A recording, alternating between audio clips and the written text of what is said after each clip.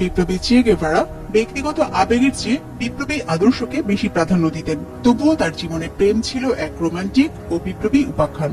মৃত্যুকে হাতে নিয়ে ছুটে চলা গেরিলা জীবনেও চে প্রেমে পড়েছেন, একবার নয় একাধিকবার। বিয়েও করেছেন একাধিক। চের জীবনে প্রথম প্রেম ছিল আর্জেন্টিনার কর্দোবা শহরের ধর্নাঢ্য পরিবারের মেয়ে চিচিনা ফেরেরা। আর্নেস্তো চে গেভারা তখন কর্দোবার ডিন ফিউনেস ন্যাশনাল স্কুলের ছাত্র। প্রেম আর কষ্টের শুরুটা সেই স্কুল জীবন থেকেই। চিচিনাদের বাড়িও কর্দোবাতে। স্কুলে পড়ার সময় এক বিয়েতে চে গেভারার সঙ্গে চিচিনার প্রথম দেখা। অপূর্ব সুন্দরী চিচিনাকে প্রথম দেখাতেই প্রেমে পড়ে যান চে। চের বন্ধু ও চিচিনার চাচাতো ভাই বোনেরা ছিল পরস্পরের সহপাঠী। তাদের মাধ্যমে চিচিনার সঙ্গে আলাপ হয় চের। চিচিনাও আর্নেস্তোকে পছন্দ করে ফেলেন। চিচিনা লক্ষ্য করতেন আর্নেস্তো পড়াশোনা, দর্শন, চিন্তা চেতনা সবকিছু মিলে আর কজন সহপাঠী ছেলের মধ্যে অনন্য। শৈশব থেকে আর্নেস্তো একটু ভাবুকুড়ে ও বাউন্ডুলের প্রকৃতির ছিলেন। একে তো সামাজিক ব্যবধান, অন্যদিকে আর্নেস্তোর অগোছালো চলাফেরার কারণে চিচিনার পরিবারের অনেকেই চিচিনার সঙ্গে আর্নেস্তোর বন্ধুত্ব একেবারেই মেনে নিতে পারেননি। তথাপি বাবা মায়ের বিধিনিষেধ উপেক্ষা করে আর্নেস্তো নিয়মিত চিচিনার সঙ্গে দেখা করত।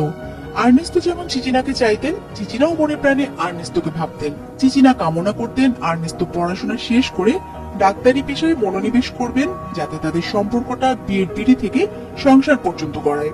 সবকিছু স্বপ্নের মতোই ছিল, কিন্তু অমোঘ সময়ের হাতছানি আর ঐক্যবদ্ধ মানুষের মানচিত্র হাতে চেয়ে একদিন ঘর ছাড়লেন। চিচিনা তার হাতে ব্রেসলেট খুলে স্মৃতিস্বরূপ চেকে দেন। আপাত দৃষ্টিতে চিচিনা আর চে গেভারার প্রেম এখানেই শেষ বলে ধারণা করা হয়। এরপর রাজনৈতিক কাজে ব্যস্ত হয়ে পড়েন চে। বিপ্লবের ঝান্ডা হাতে ঘুরে বেড়ান দক্ষিণ আমেরিকার এ প্রান্ত থেকে ও প্রান্তে। তবে প্রেম তার পিছু ছাড়েনি। গুয়েতেমালায় থাকাকালীন তার সঙ্গে পরিচয় হয় হিলডা গার্ডিয়ার। পরিচয় থেকে প্রেম এবং পরবর্তীতে বিবাহ বন্ধনে আবদ্ধ হন। বিয়ের পর চে তার দাম্পত্য জীবনে একটু মনোযোগ দিতে পারেননি, কারণ তখন তার চোখে ছিল কিউবা বিপ্লবের স্বপ্ন। চে যখন কিউবার লা ভিলাসে গেরিলা যুদ্ধরত, তখন তিনি তৃতীয়বারের মতো প্রণয়ে জড়ান কিউবার মেয়ে এলাইদা মার্চের সঙ্গে। এলাইদা 26 জুলাই দলের সঙ্গে যুক্ত ছিলেন। অসম্ভব সাহসী মেয়েটাকে প্রথম দেখাতেই ভালো লেগে যায় চের। তাই এলাইদা যখন প্রস্তাব করেছিলেন চের দলের সঙ্গে যুক্ত হতে, চে তখন সানন্দে সম্মতি দেন। লাভিলাস থেকে সান্তা ক্লারার যুদ্ধ পর্যন্ত সারাক্ষণই এলাইদা চের পাশে ছিলেন। একটু একটু করে পরস্পরের প্রতি আকর্ষণ বাড়ছিল তাদের, কিন্তু চে এক মুহূর্তের জন্য তার প্রথম স্ত্রী হিলডা ও সন্তানদের কথা ভুলে যাননি। এলাইদার সঙ্গে চের এমন কথা হয়েছিল যে বিপ্লবী যুদ্ধে জয়ী হওয়ার পর চে হিলডার কাছে বিবাহ বিচ্ছেদের প্রস্তাব তুলবে। হিলডা যদি তাদের সম্মত হয় তবে সে এলাইদাকে বিয়ে করবে। এলাইদা এই প্রস্তাবে পরিপূর্ণভাবে সম্মত ছিল। কিউবার সফল বিপ্লবের পর বিবাহ বিচ্ছেদের প্রস্তাবে আপত্তি তোলেননি হিলডা। হিলডাকে পরিত্যাগ করে 1959 সালের 3 জুলাই এলাইদার সঙ্গে বিবাহ বন্ধনে আবদ্ধ হন চে। বিপ্লবের কোনো শেষ নেই, চের মাঝে এই বিশ্বাস ছিল প্রবল।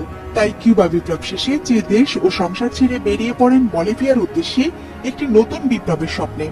বলিভিয়াতে যে যতটা সময় বিপ্লব করতে পেরেছেন, সেই সময়টা তার সঙ্গে ছিল আরো একজন নারী। তার নাম তানিয়া। তানিয়ার সঙ্গে চের প্রণয়ের বিষয়টা অনেকেই স্বীকার করে নেয় না। অনেকের মতে তানিয়া ও চের প্রণয় ছিল বিপ্লবের প্রয়োজনে একটি অভিনয় মাত্র।